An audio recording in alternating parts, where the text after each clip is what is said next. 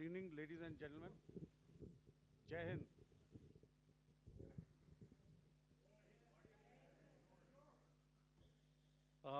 Welcome to this special press conference on Operation Sindoor. We will begin with opening statements by the three senior officers to my right here, who have been directly overseeing operations during Operation Sindoor. We have Lieutenant General Rajiv Ghai, Director General Military Operations, who will cover the aspects related to land domain.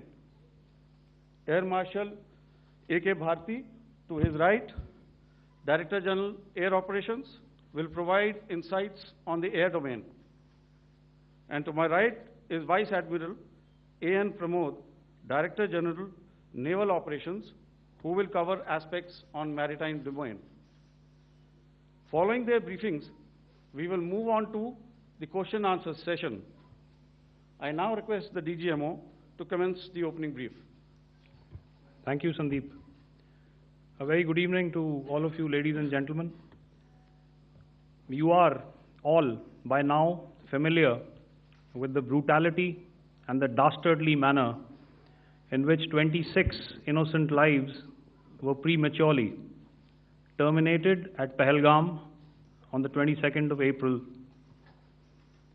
When you combine those horrific scenes and the pain of the families that the nation witnessed with numerous other recent terrorist strikes on our armed forces and defenseless civilians, we knew that the time had arrived to make yet another compelling statement of our resolve as a nation. Operation Sindoor was conceptualized with a clear military aim to punish the perpetrators and planners of terror and to destroy their terror infrastructure. What I do not state here, of course, is the often stated determination of India and its intolerance to terror. It set into motion a very diligent and microscopic scarring of the terror landscape across the borders and the identification of terror camps and training sites.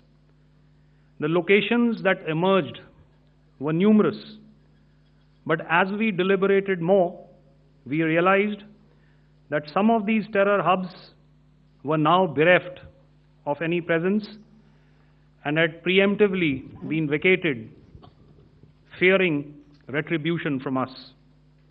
There was also a term of reference and our own binding, self-imposed restriction to target only terrorists and thus prevent collateral damage.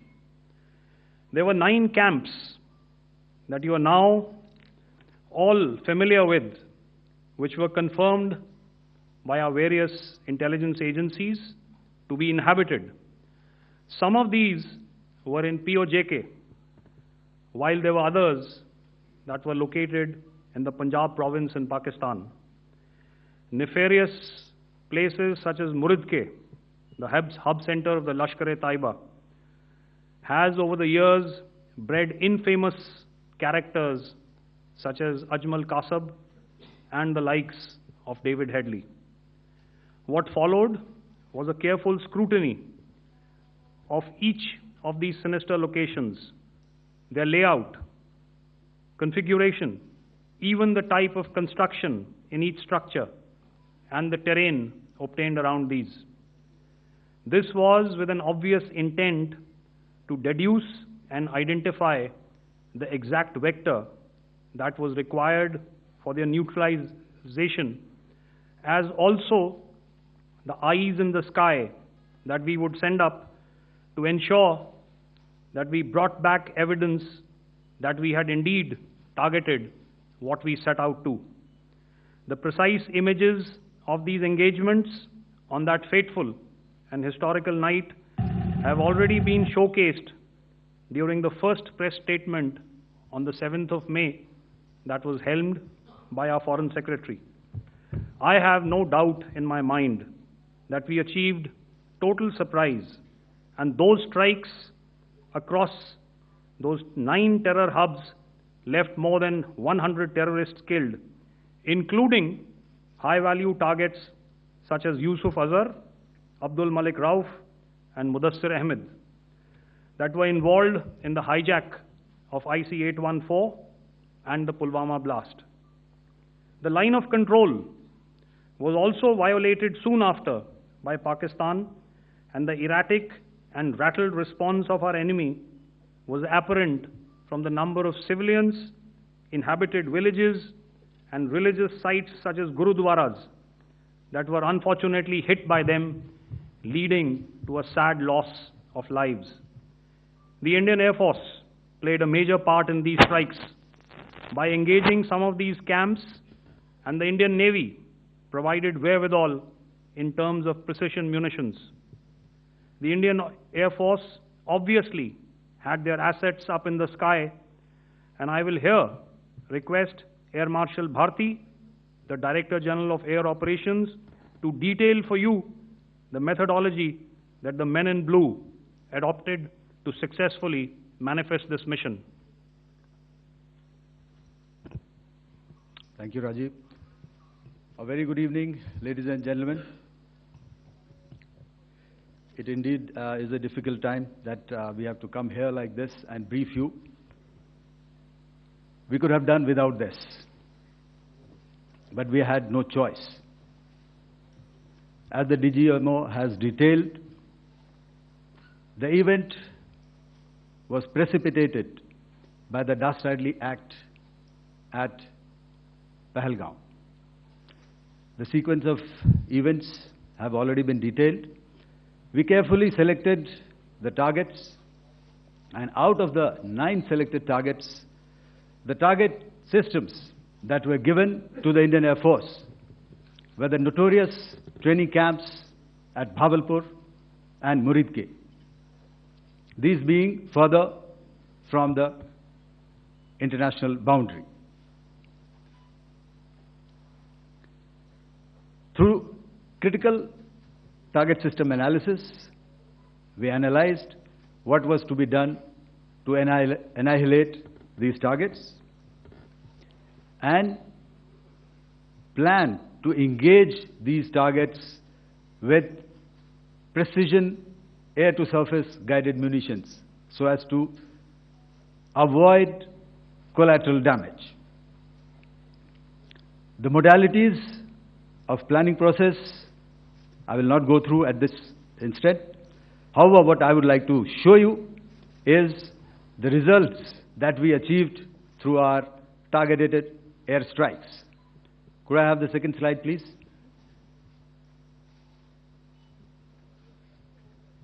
Yeah, change, please.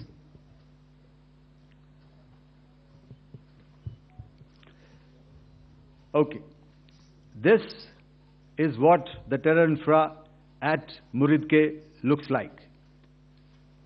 If you see, north is as indicated, and to the right is east, where the international boundary lies.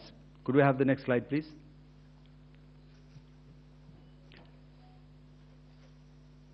Orientating.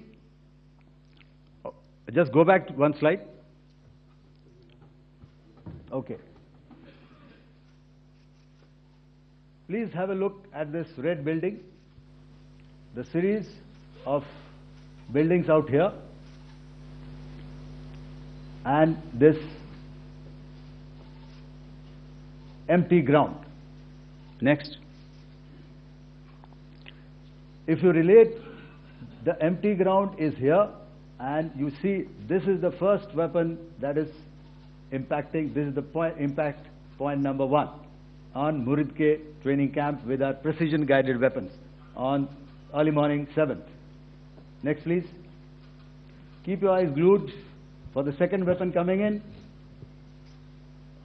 and the second impact on the selected target point.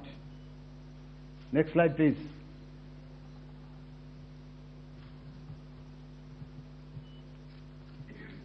Third weapon, third impact. Continue. and fourth weapon, fourth impact. So through these targeted and precision targeting, we addressed the target at Muridke, which was the terrain infrastructure. Can you hear me? All right. Okay, I'll come closer to the mic. Now we go to the next target, which is the Bhavalpur training camp. Next slide, please. Okay, just wait. So the effect, if you see,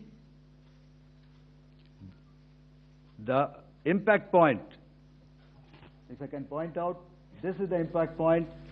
The ammunition has gone through the roof and it has created a blast inside, the photographs of which you would have, all of you would have seen. And the red building, after that there was this double-story building. It has been completely decimated by our precision targeting. Next, please. The target system, which was in the north, a series of buildings. I will show you how it looked. Next. Completely destroyed by our precision targeting. Next.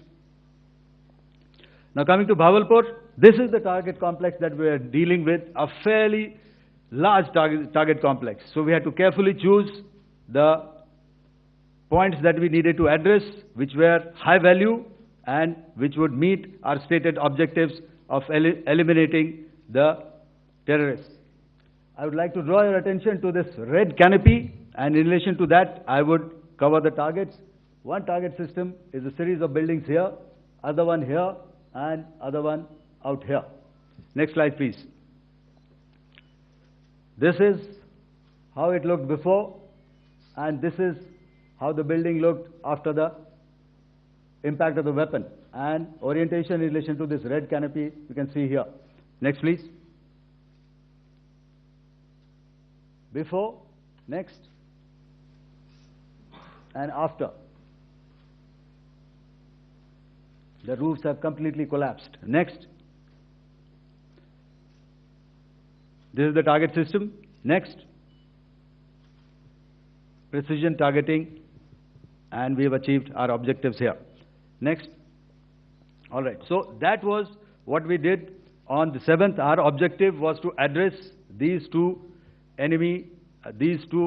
terrorist camps, and that we did with precision.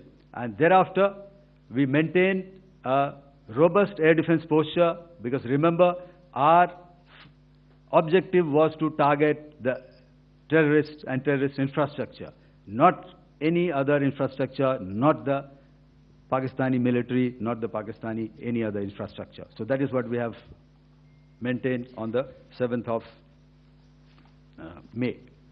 However, what we saw in the evening of 7th of May, we were saturated with a raid of Pakistani unmanned aerial vehicles and small drones. And these came in waves in our civilian areas, over our military installations, and all of them were successfully intercepted. Few of them did manage to land. However, there was not much damage that they did. And we have our robust counter-US hard kill and soft kill systems which did the job. However, the difference here was that we had targeted the terrorists. The adversary now has targeted our civilians and the military infrastructure. So it had to be responded to.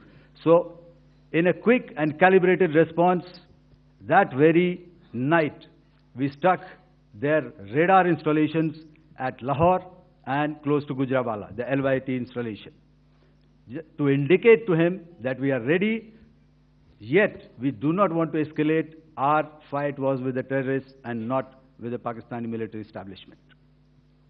Thank you.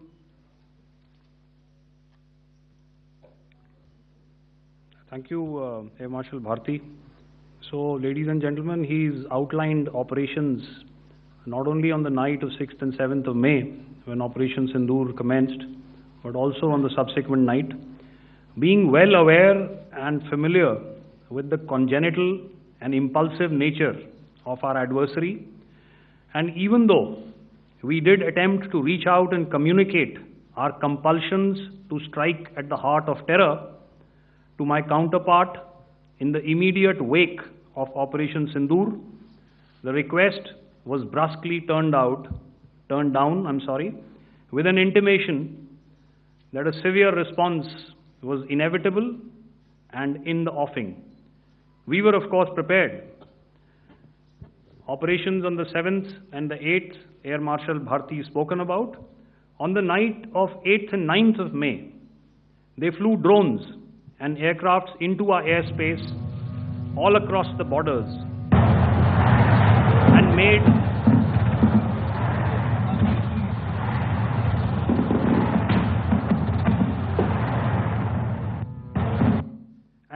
largely unsuccessful attempts to target numerous military infrastructure. Violations on the line of control by Pakistan also commenced yet again and precipitated into fierce arty engagements. The air operations on the night of 8th and 9th of May, I'll yet again request the DG Air Operations to cover.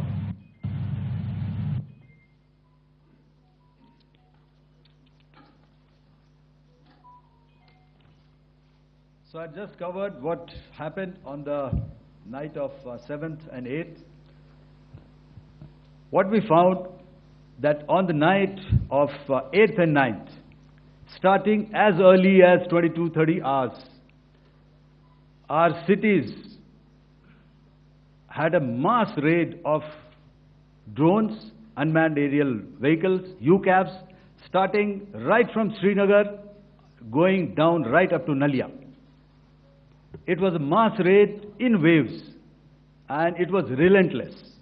However, we were prepared, and our air defense preparedness ensured that there is no damage on ground or to any of the intended targets that the enemy might have planned for.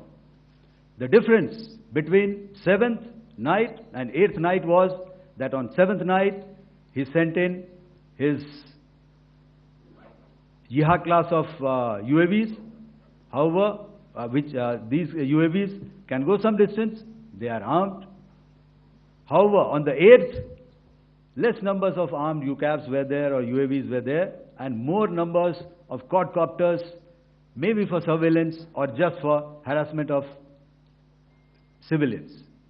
This continued till midnight. Our air defense preparedness ensured that there was no damage on the ground, either to the military installations or to the civilians.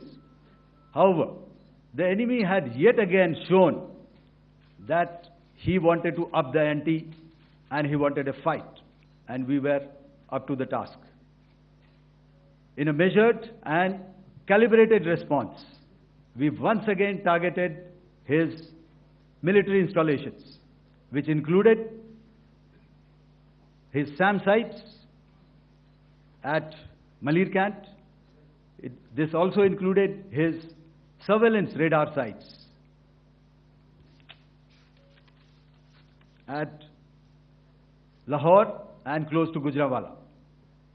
These were suitably addressed, and thereafter his drone attacks continued even till morning, which we countered, and during the daytime there was some respite. Here I would like to bring out another aspect. What we found was that while the drone attacks were being launched from somewhere close to Lahore, enemy had allowed his civilian aircraft to also continue to fly out of Lahore. Not only his own aircraft, but international passenger aircraft, which is quite insensitive, and we had to exercise extreme caution, even at the cost of some tactical disadvantage, to ensure that there is no damage to any of the civilian aircraft. And this was also brought out in our press briefing during the day. So I will now hand over to my colleague to cover the events of 9th onwards. On land, we also undertook certain measures such as deployment of air defense and electronic warfare assets to establish an integrated grid with the Indian Air Force, and I have seen and heard some of you wax eloquent about the benefits of such an architecture when it comes to negating and combating air intrusions. We also carried out deployment to include movement of our forces in the land, sea, and air domains.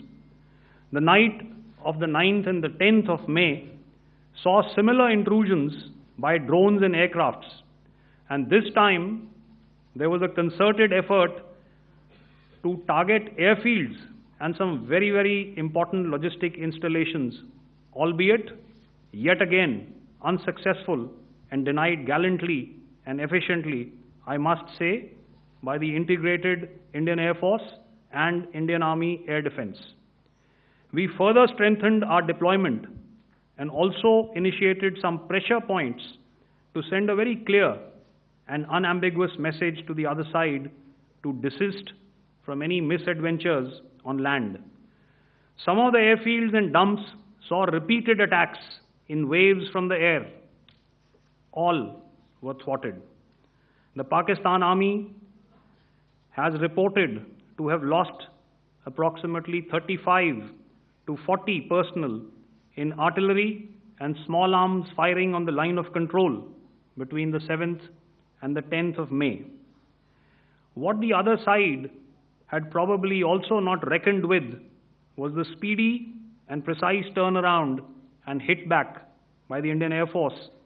And I will yet again ask Air Marshal Bharti to speak about these significant and game-changing strikes. I will thereafter request Vice Admiral Pramod, my colleague and Director General of Naval Operations, to tell us about some very telling naval maneuvers in the Arabian Sea that exerted pressure on the night of 9th and 10th of May. Over to you, sir. Thank you. Commencing about 2000 hours, that is 8 p.m. local time, on 8th of May, several Pakistani unmanned aerial systems, drones, combat vehicles attacked multiple IF bases. These included Jammu, Udhampur, Pathankot, Amritsar, Bhatinda, Nal, Dalhousie, Thois, Jaisalmer, Uttarlai, Falodi, Nalia. These were almost simultaneous and they came in waves. All our AD guns and other systems were waiting for them. All these waves were neutralized by our trained crew using the air defense systems that they have, and also some of them were utilized using our legacy systems like Pechoras and IF Summer, which we have recently acquired. And some were neutralized by the Garud snipers. There was no damage on ground from these incursions and these mass raids, if I could call them, from the Pakistani side. However, following these relentless attacks on our air bases, on our forward positions, and on our civilian targets, this was time to convey some message to our adversaries. And therefore, a decision was taken to strike where it would hurt. And towards that, in a swift, coordinated, calibrated attack, we struck his air bases, command centers, military infrastructure, air defense systems across the entire Western Front. The bases we struck include Chaklala, Rafiki, and mind you, Chaklala is Islamabad, Rahim Yar Khan, Sakar, sending a clear message that aggression will not be tolerated. This was followed by strikes at Sargoda, Bholari, Jacobabad. We also struck the C2 centers at Murid, the UAE complex at Murid, Rafiki, radar at Chunia, which I will show you, Rahim Yar Khan airfield, and the unmanned combat aerial vehicle hangar at Sakar. I would like to reiterate here that we have the capability to target every system at these bases and more. However, it was only a measured response to instill good wisdom to our adversary to refrain from further escalation. IF's response was directed only at military installations, avoiding civilian and collateral damage. I would now like to show you some of the effects that have been achieved as a result of our air operation.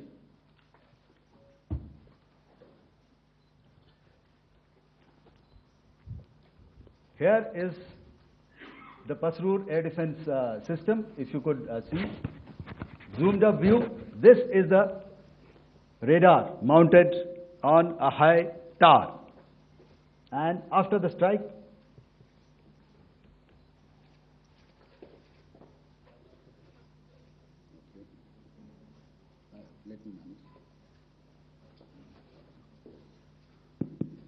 thank you. Can you hear me? Yeah, thank you.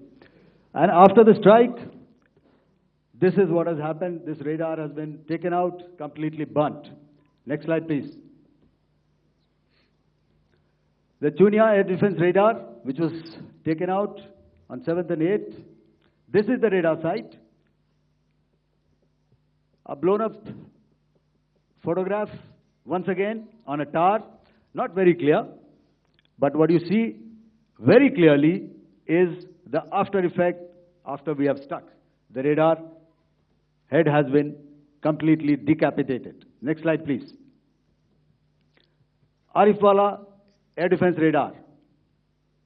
In this complex, you see how it looked before, blown up image, and after, really blown up. Next. Now coming to Sargodha airfield. Remember, this is one of their important airfields, wherein they have a lot of assets, F-16s, other assets which they keep getting, training institutes. And we have stuck this airfield. It is not, if you zoom in here, then one impact point here on the runway and second impact point of our weapon, precision weapon on the runway. And if you see, this blown up, repairing going on. Same here. Next. Rahim Yar Khan. This is the area we have struck. A deep strike out here and one complex here. So this is how it looked before, and same, you see a big crater, another crater here, and this complex, after strike, neutralized. Next. Chaklala airfield, Noor Khan, once again a major air base, a lot of their logistic assets out here. This was the chosen complex that we intended to strike and convey a message. Next slide, please.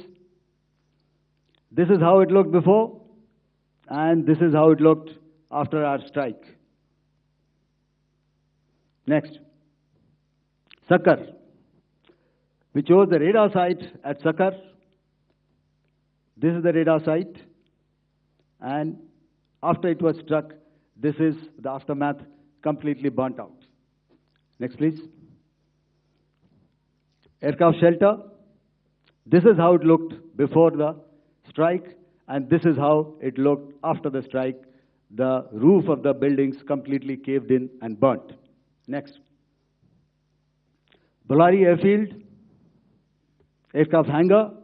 This is how it looked before, and this is how it looked after the precision strike. Next. Jacobabad, aircraft hangar, and this is how it looked after. Next. So what I'm trying to convey here, ladies and gentlemen, is to start with, Our fight was neither with the Pakistani military nor with anybody else who's there on the other side. Our fight was with the terrorists. We neutralized the terrorists that we selected to be neutralized, and thereafter we only maintained the air defense posture. However, we were relentlessly pounded by waves after waves, night after night, by his UCAVs, by his drones, and by his other unmanned aerial systems. And that left us with no choice but to retaliate, and yet our retaliation was calibrated, it was graduated, and it was proportionate. Thank you.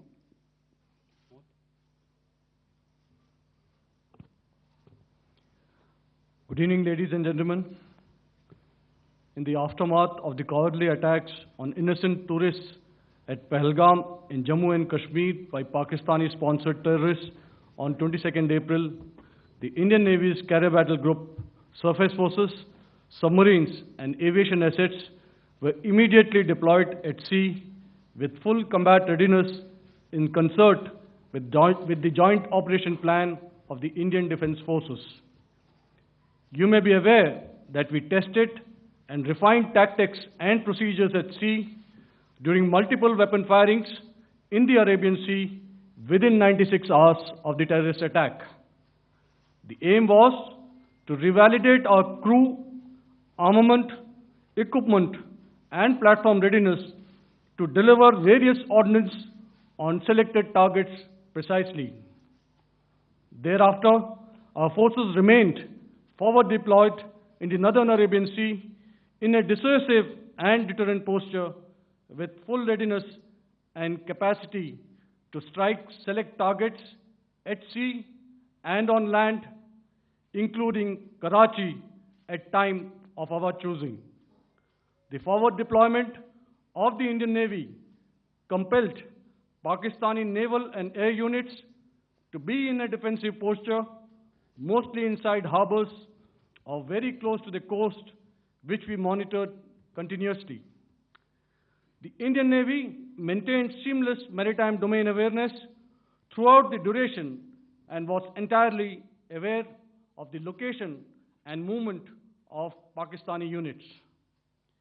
In effect, we had and continue to have good battle space transparency using our maritime domain awareness grid.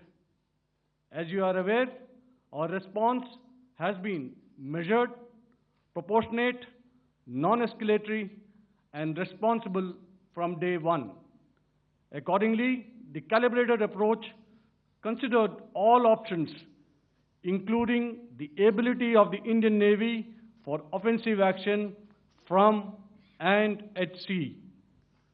As part of this escalation control mechanism, the application of force by the Navy was planned in a synchronized manner in coordination with the Army and Air Force, the highlight being teams from the three services working closely in an integrated manner. Along with the kinetic actions by the Indian Army and Indian Air Force, the overwhelming operational edge of Indian Navy at sea contributed towards Pakistan's urgent request for a ceasefire yesterday. As we speak, Indian Navy remains deployed at sea in a credible deterrent posture to respond decisively to any inimical action by Pakistan or Pakistan-based terrorists. Thank you. Samno Varna, Jai Hind. Now I'll hand over to Director General Military Operations for further proceedings. Ladies and gentlemen, on the 10th of May, in the morning, even as we were getting into a huddle to wargame the events of the previous night, a routine exercise, I received a message on hotline from my counterpart in Pakistan seeking my willingness to communicate. Since our initial aim was to strike at terror camps, and all our actions in the subsequent days were in response to the intrusions and violations by the Pakistan Air Force and its army, it was decided that I would indeed speak with my counterpart. You are already aware I've seen it being covered on national television, that my communication with the Pak DGMO was conducted at 15:35 hours yesterday and resulted in cessation of cross-border firing and air intrusions by either side with effect from 1700 hours, 10th of May, after he proposed that we cease hostilities. We also decided to further speak on the 12th of May, that's tomorrow, at 1200 hours, to discuss the modalities that would enable the longevity of this understanding. However, disappointingly, and must I add, expectedly, it took only a couple of hours for the Pakistan Army to violate these arrangements by cross-border and across the line of control firing, followed by drone intrusions across the expanse of the Western Front through last night and in the early hours of the morning today. These violations were responded to robustly and dealt with as they must be. We have earlier today sent another hotline message to my counterpart highlighting these violations of the understanding between the DGMOs on the 10th of May and our firm and clear intent to respond to these fiercely and punitively, if repeated tonight, subsequently, or later. In this regard, I must inform all of you that the Chief of Army Staff has earlier today conducted a security review and has granted full authority to our Army commanders for counter-actions in the kinetic domain in case of any violation by Pakistan. In the end, I pay my solemn homage to my 5 fallen colleagues and brothers from the armed forces and civilians who have tragically lost their lives in Operation Sindoor. Our hearts go out to the bereaved families, and we express our solidarity to them in this lifetime and beyond, at this grave juncture in their lives. Their sacrifices shall always be remembered and spoken of in glowing terms by a grateful nation. We have thus far, ladies and gentlemen, exercised, and my colleague Pramod highlighted this, immense restraint, and our actions have been focused, measured, and non-escalatory. However, any threat to the sovereignty, territorial integrity, and safety of our citizens will be met with decisive force. Jai Hind. Okay, ladies and gentlemen, we are now open for questions. All right, now, since I would not know all of you, I would expect you to please raise the placard or your hand, and once I indicate, I expect you to please give out your name and the media group that you belong to.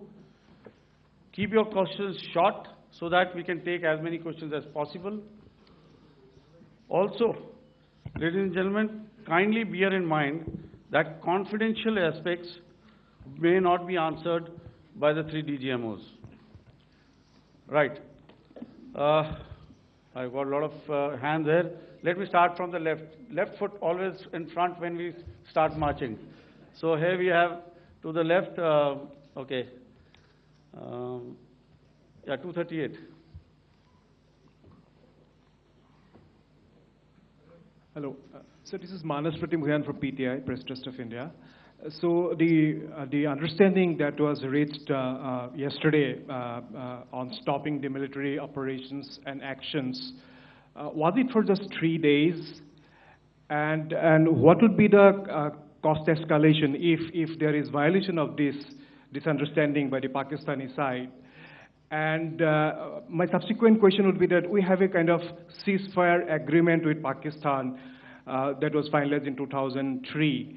So will there be some kind of similarities in frameworks between the two kind of understandings, 2003 ceasefire agreement and the current understanding on stopping military operations?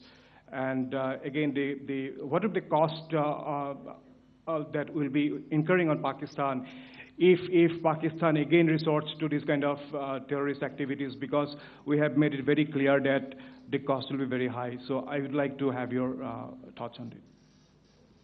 Okay, so I'll answer the latter part of the question first. I also want to add that while the initial ceasefire agreement, as you correctly pointed out, is of the 2003 vintage, but I must remind you that in 2021, in the month of February, and this was then when the crisis in eastern Ladakh was also on, the two DGMOs had spoken and arrived at a ceasefire understanding that lasted right up until this unfortunate attack at Pahalgam. Once our Foreign Secretary had announced the decisions of the CCS in the immediate wake of that attack, he had announced certain measures, and then of course Pakistan had in turn made its own announcements. Since then, there have been certain violations of this ceasefire understanding, and of course after the 7th of May, like I pointed out during my statement, that there have been numerous violations on the line of control especially, and of course along the international boundary by the Pakistan Army and the Pakistan Air Force. This understanding that we spoke about yesterday, no, it was not for 3 days. It was first to stop aggressive and hostile activities immediately, let that order and direction settle down for about 36 hours, and thereafter discuss modalities, like I said, to ensure its longevity. That is tomorrow, on the 12th of May. But unfortunately, we had a violation starting at approximately 1900 hours last night.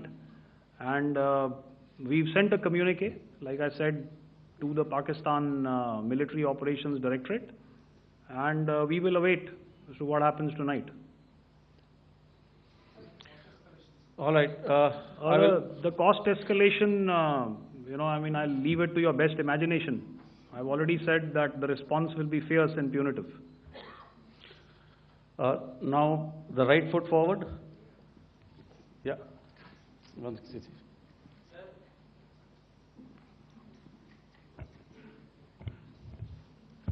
Sir, I am Ajit Dubey from ANI, sir. Sir, my question is that you talked about the loss of lives to the Pakistan Army, that was around 35 to 40 kills secured by the Indian Army. Sir, can you tell us what would be the total loss of life to the Pakistan Army in both Army and Air Force attacks, sir? And how good was the performance of the BrahMos, Scalp and the S-400 during the operations? And sir, since we have just one line. No multiple questions, please. Sir, all right. And since sir, we have achieved such a spectacular, we have made good achievements in this entire operation, can we say that we have emerged victorious, or we have a big upper hand over the Pakistanis in this entire conflict? Thank you very much, sir. So I'll answer the question about the loss of lives on the other side. Of course, there are various means to ascertain that number. There is information from various agencies that come in. There are, of course, on the line of control, other ways to find out as to what has been the effect of what you are doing there in ceasefire violations.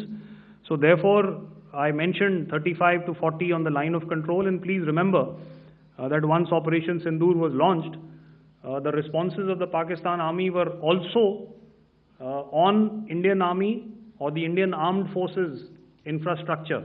Let me put it that way. So that's why I did not cover casualties of the Pakistan Army, at least in the initial phases of battle, because those were not our targets. Our targets were terror-oriented, and of course later, once they launched air intrusions and air operations on our infrastructure, we've used heavier weapons, and of course there would have been casualties, but those are still being assessed. The effects of the weapons that you mentioned, I will request Air Marshal Bharti to apprise all of you about those. Good evening, Mr. Sujit. How are you? Ajit. Okay, we're meeting after some time. I never mentioned about any of the weapons that we used. Check. Okay. What I was saying, that I never mentioned of any of the weapons, the caliber that we used. All right. So we'll leave it at that. Those are matters of operational details which I would not like to go into. But suffice to say that whatever methods and whatever means we have chosen, it had the desired effects on the enemy targets. How many casualties? How many injuries? Well, to start with, our aim was not to inflict casualties, but in case there have been, it is for them to count. Our job is to hit the target, not to count the body bags. And the last part of your question, I wonder if you read out the tweet on ADGPI at midnight once we'd done what we had to in Operation Sindoor. And that's credit to my friend here on the left. Justice has been served, Ajit. That is all that I will say. Ajit, I'll request you to, refrain putting words into his mouth. All right. Yeah, I'll come back to the left. 147. Sorry, 47. No, one word. 47. Did I see it here or? Yeah. Good evening, gentlemen. Sorry, 147, I saw it there. Sorry. Okay. Yeah. Since I've already said 147, start please. Hi sir, good evening. This is Shivam Patel from Reuters News Agency. Thank you for giving me the opportunity. My question, sir, is how many military targets did Indian Armed Forces strike in Pakistan in response to the attacks from Pakistan? How were these targets selected?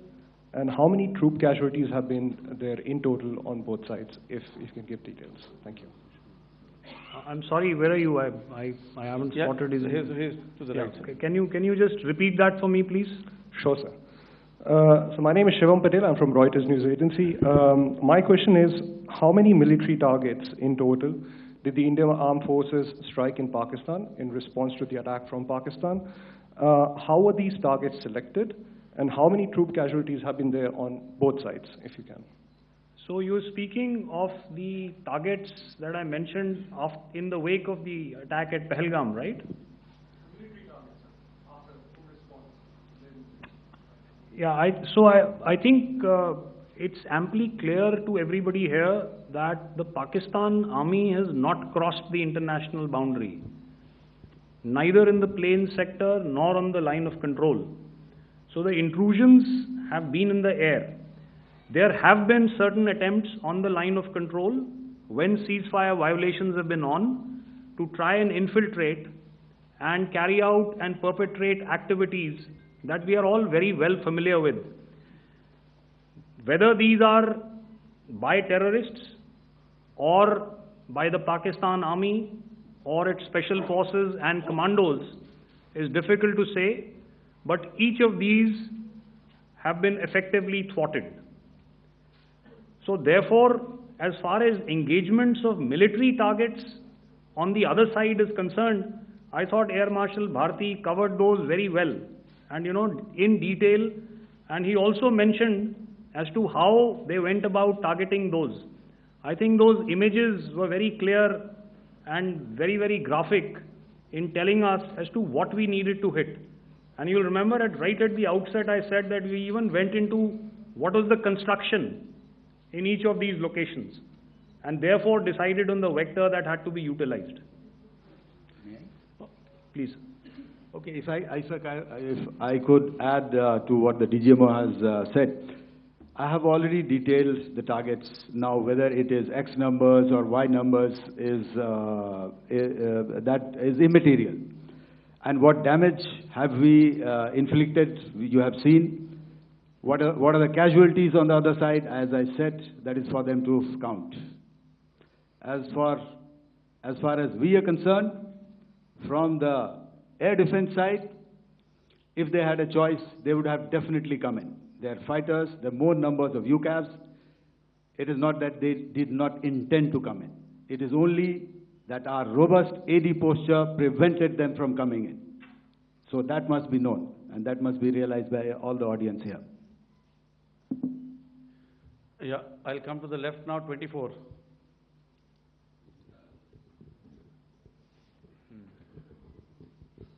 Good evening, sir. This is Anvesh Rath from Z.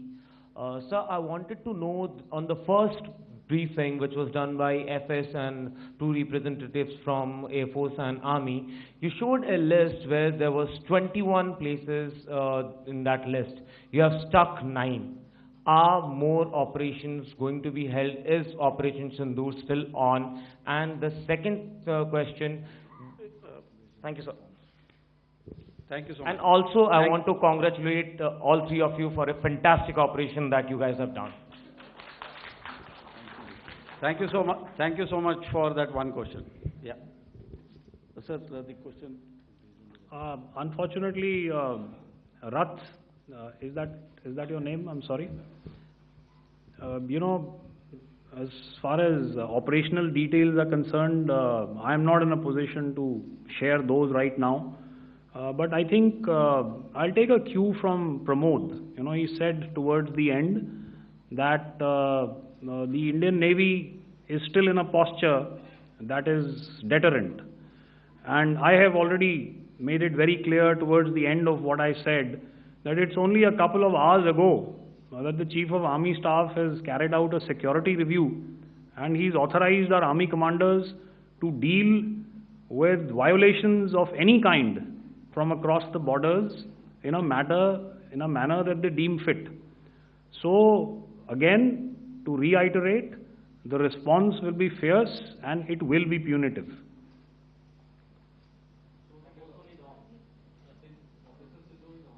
Yes. 163. I'll go back this side now. Yeah, 255. She said middle wale kya karenge, so 255. Oh, sorry. Good evening, sir. I'm Shailesh from National Defense. Please allow me, first of all, to pay my gratitude for protecting us Indians. Thank you very much. Sir, since the enemy has been talking about taking down our aerial platforms, it would be deemed fit in case we can reveal that we have taken down their fighter jets. What could be the number? Though you said that they may be not good to reveal the platforms, but since this has come from various quarters in Pakistan, so I believe that we need to answer, in case if you can, sir, if you may allow. The question is for me? Yes, sir. Okay, and if I get it right, you want to know how many of their planes we have downed? Yes, sir. Yes, sir. All right. See, as I said, their planes were prevented from coming inside our border. All right. So we do not have the wreckage with us, but definitely we have downed a few planes. Numbers, we would not like to hazard a guess out here. Okay. I have the numbers. Okay, and we are getting into the technical details of it to establish it. So I would not like to put a figure at this time, but definitely there are losses from their side which we have inflicted. Were they please don't ask. Were they four generation plus, sir? See, you're putting words into my mouth. Why do you say fourth generation? Let us make it high tech. Thank you so much. All right. Yeah, 163.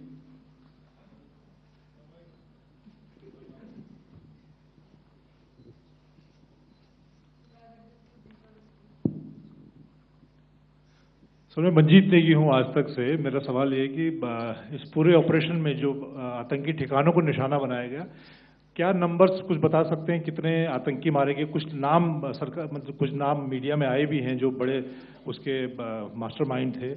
और एक सवाल जो आज air force ने भी एक tweet किया कि ऑपरेशन सिंदूर अभी जारी है और सरकार की तरफ से भी कहा गया। और पिछली बार जब विदेश मंत्रालय की प्रेस कॉन्फ्रेंस पहली हुई थी उसमें वो लिस्ट दिखाई गई थी कि 21 टेरर कैंप आइडेंटिफाई किए गए हैं। तो क्या जो बाकी बचे हुए टेरर कैंप हैं उन पर भी कार्रवाई होगी? और एक नंबर अगर आप बता पाएं कितने टेररिस्ट मारे गए? Sir, before you answer, sir, before you. Manjeet ji, 3 questions. The third one has just been asked here before. So 21 this thing. So I'll request the first to be answered so that we have more number of people who can ask. Manjeet, जब मैंने statement दिया तो मैंने शुरू में ही कहा कि जैसे ही ऑपरेशन सिंदूर कॉन्सेप्चुअलाइज हुआ तो हमारा जो पीछे की कार्रवाई होती है स्पेड वर्क और टारगेट्स को आइडेंटिफाई और एनालाइज करने की कार्रवाई शुरू हो गई थी। मैंने जब स्टेटमेंट दिया तो मैंने बताया कि बहुत सारे थे, हमने 21 दिखाए होंगे और भी हैं, लेकिन वो लिस्ट फिल्टर करते करते 21 तक पहुंची। अब क्या आगे एंगेज किए जाएंगे? अगर ज़रूरत पड़ेगी तो ज़रूर एंगेज किए जाएंगे, लेकिन मैंने बताया कि इस समय जो इंट एजेंसीज ने हमें बताया कि फलाने कैंप में प्रेजेंस है, हमने उनको एंगेज किया। कुछ नाम मैंने लिए, कुछ नाम अभी पुख्ता किए जा रहे हैं। मैंने आपको बताया कि जो इंट एजेंसीज ने अभी तक असेसमेंट किया है उसमें उन्होंने कहा है कि तकरीबन 100 से ज़्यादा मारे गए हैं। और एक आज आपने तस्वीर भी देखी कि काफ़ी प्रोमिनेंट जो फ्यूनरल था, काफ़ी प्रोमिनेंट एक जो हस्ती हैं वो ऑर्गेनाइज कर रहे थे और उस फ्यूनरल में और कौन कौन लोग अटेंड कर रहे थे वो तो आपने देखा ही। तो आप लोग सब समझदार हैं और मुझे ये कहने की ज़रूरत नहीं है कि इन लोगों को कहाँ से सपोर्ट मिल रहा है। अगर नहीं मिल रहा होता तो ऑपरेशन सिंदूर नहीं होता, तो उसी की वजह से है ये ऑपरेशन। तो मेरे ख्याल से मैंने आपके सारे सवालों का जवाब दे दिया। Ma'am, sir next is from 17। Sir मेरा नाम अंजू निर्वाण है, TV9 भारतवर्ष से। सर मेरा सवाल ये है कि ऑपरेशन सिंदूर में हमारी जो इंडियन नेवी है उसके बारे में सर थोड़ा सा बताएं कि किस तरह की उसकी भूमिका रही, क्योंकि हमने इस दौरान सर देखा कि बहुत सारी स्पेकुलेशन भी रही और ये बोला गया कि कराची तक हमारी नेवी ने ऑपरेशन किया है। तो सर इस पे थोड़ी सी क्लैरिटी चाहिए। और सर हमने कौन कौन से फाइटर एयरक्राफ्ट डाउन किए हैं, अगर उसका भी थोड़ा सा क्लैरिटी मिल जाए तो अच्छा रहेगा। तो मैं आपका पहले सवाल का जवाब दूंगा। I will make few sentences and leave it for your imagination. First of all, as I mentioned, we have quantitative and qualitative edge to deliver a massive blow to our adversary, and we completely dominate in the maritime front. Indian Navy's action is part of the escalation ladder mechanism which we have worked out amongst 3 services. This time, if Pakistan dare take any action, and Pakistan knows it, what we are going to do. That's all. Okay. आपके सवाल का जवाब मैं पहले दे चुका हूं।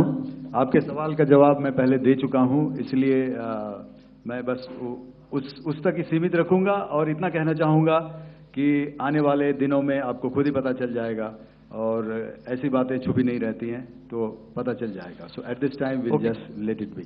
Okay, ladies and gentlemen, we have 1 or 2 more questions, sir. So Please, please. They are going to be outside. You can speak to them there also. 104. 104.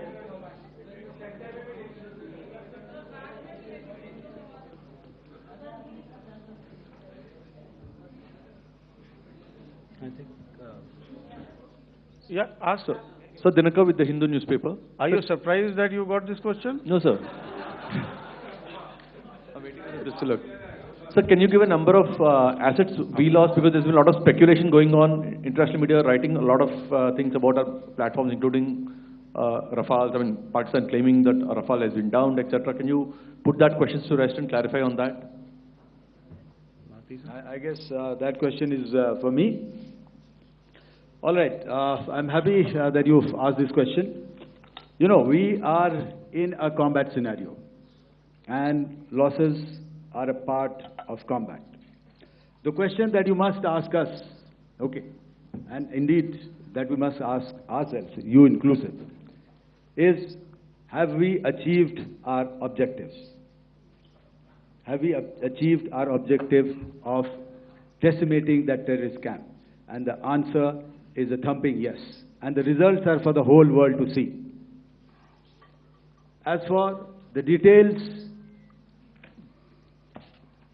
what could have been, how many numbers, which platform did we lose? You know, at this time, I would not like to comment on that, because we are still in a combat situation. And if I comment on anything, it will only be advantage adversary. So we don't want to give him any advantage at this stage. All I can say is that we have achieved our objectives that we selected, and all our pilots are back home. Thank you.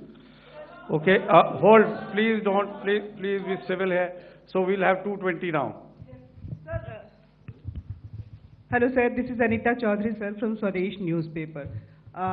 मेरा सवाल है, क्योंकि ये हमारे जो पहले जो action रहा वो आतंकवाद के खिलाफ रहा, तो आतंकवाद में अजहर मसूद की तरफ से एक बयान जारी किया गया था जिसमें उन्होंने कहा कि हम इसका बदला लेंगे और जाज जाज रुलाएंगे। तो क्या अगला, अगर खुदा न खास्ता अगला टेरर अटैक किसी भी तरह का होता है, तो क्या उसे एक्ट ऑफ वॉर में हमारी तरफ से लिया जाएगा और उसका क्या माकूल जवाब दिया जा सकता है? मेरा इसमें सिर्फ एक ही जवाब है आपके लिए कि हमने अपनी कार्रवाई करी। हमने उसके बाद मैंने अपने स्टेटमेंट में भी बताया कि ये कम्युनिकेट करने की कोशिश करी कि हमने इस तरीके से ये जो स्ट्राइक्स हैं वो क्यों की। लेकिन जो हमारा एडवर्सरी है उसने जैसे मुनासिब समझा वो कार्रवाई करी। तो आपने देखा कि ये जो एक्टिविटीज़ चल रही हैं 3-4 दिन से, ये कोई वॉर से कम नहीं है। नॉर्मल सर्कमस्टांसेस में एक दूसरे देश की एयरफोर्सेस हवा में नहीं उड़ती हैं और एक दूसरे के ऊपर स्ट्राइक्स नहीं करती हैं। हर रात इंट्रूजन्स नहीं होते हैं। लाइन ऑफ कंट्रोल पर सीज फायर वायोलेशंस, आपके एक साथी ने सवाल पूछा था शुरू में, एक सीज फायर अंडरस्टैंडिंग था, वो भी जा चुका है। उस सीज फायर अंडरस्टैंडिंग के जाते जो फायरिंग हो रही है लाइन ऑफ कंट्रोल में, उसमें घुसपैठ की कोशिश हो रही है। आमतौर पर ये घुसपैठ लाइन ऑफ कंट्रोल में टेररिस्ट करते हैं, लेकिन हमें इंफॉर्मेशन है कि हो सकता है ये पाकिस्तान आर्मी की टोलियां भी हों जो हमारे पोस्ट के ऊपर खामी पहुंचाने की कोशिश कर रही हैं। तो ये सारी एक्टिविटीज़ तो वॉर में शामिल हैं। तो ये कहना मुश्किल है कि आगे क्या होगा, वो स्पेक्यूलेटिव जोन में आ जाता है और मैं स्पेक्यूलेट नहीं करना चाहता हूँ। हर एक सिचुएशन अलग होती है और उससे एक तरीके से डील किया जाता है। सर मैं एक सवाल इसका मैं जवाब देना चाहता हूँ, 1 मिनट। जो मिलिट्री होता है, our main job is to prevent war and maintain peace and stability. So it is not that our response is a graded response. That means अगर किसी ने किया तो उसको ग्रेडेड उसमें किया। जैसे टेररिस्ट एक्शन हुआ तो what we did is the terrorist action and we destroyed all the terrorist camps. उसके बाद आपने देखा कि उनने थोड़ा सा कोशिश किया तो हमारे एयरफोर्स एंड आर्मी ने क्या किया, तो मिलिट्री टारगेट्स हैं उनको उनके ऊपर थोड़ा. So our aim is to maintain peace and tell our adversary that you do this and the response will be bloody. Okay. Now, as per the, please, we'll have 166 and 25, and after that, no more, please. Sir, this side. Ladies and gentlemen, please maintain. Sir, I this request side, you to please be quiet. Jal Ghai? No. This side, sir. We have only two questions left. 166. Okay, sir. Yeah, please ask. So I'm Rahul Singh from Hindustan Times, sir. So you were totally on top of the game in the kind of losses you've inflicted on the enemy. I mean, we saw the slides and everything. So it kind of comes across that you were batting it 99 and you decided to declare your innings. What are your thoughts on that, sir? And do you think, are you weighing the option of the Pakistan army using this time, buying this time of the so-called ceasefire or the understanding? And you talked about how they could not be trusted. So buying time to kind of build up their war reserves, getting stuff from their friends like Turkey or China, are we considering that possibility, sir?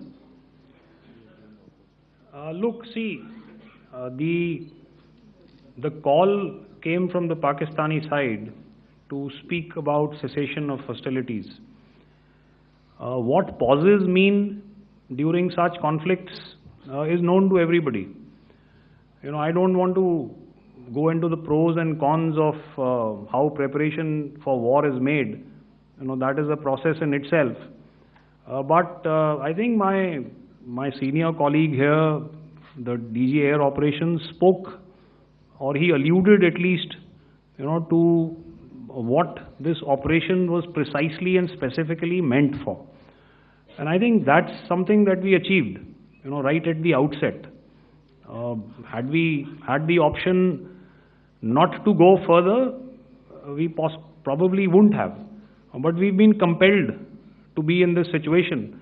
And as you've seen, the armed forces of India, and you know, you've got the three Director Generals sitting here, we are always prepared to face any eventuality. And like I said, that's for the sovereignty, the territorial integrity, and the safety of our citizens. So whatever has to be done will be done. You know, I'm not so concerned about what Pakistan will do in this time. I'm only concerned about what we will do. We have a roadmap and a plan, and we will follow it diligently, and we will follow it to the T. You know, that's the contention that I want to make here today. Ma'am, please. Okay, the last question, and ma'am, 25, she's been asking since the first one. Sir, I'm Nandita. Sir. She's not asking a question. Sir, I'm Nandita Dagar, DAGAR from DD News and DD India. Sir, I wanted to ask you that my question is to General Ghai. Sir, you spoke to your counterpart yesterday and the Pakistani counterpart.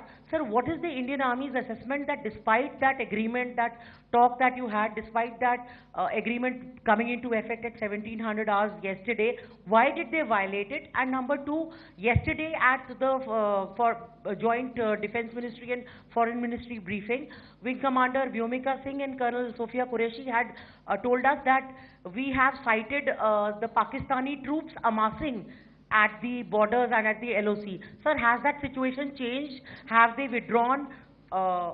And sir, if in case, despite now there is a lull, of course, but if tonight again, if the enemy again carries out shelling and aerial intrusions through drones, what is going to be our response, sir? Thank you. So, without outlining the specifics of that response, I've already made it clear that there will be a response, and it will be fierce and it will be punitive.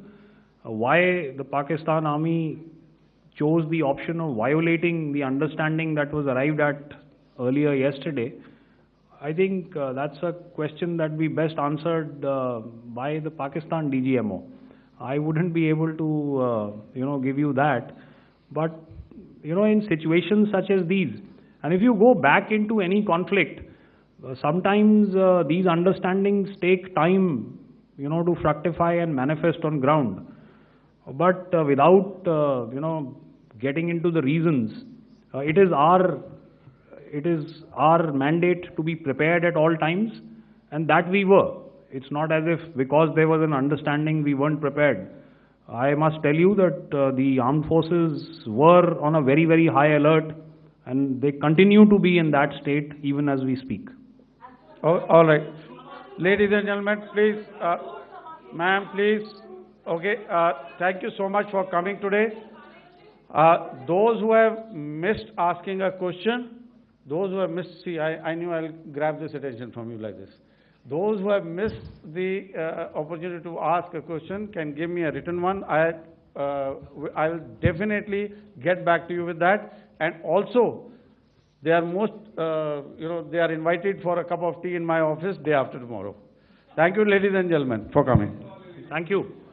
Thank you very much. Jai Hind. Jai Hind.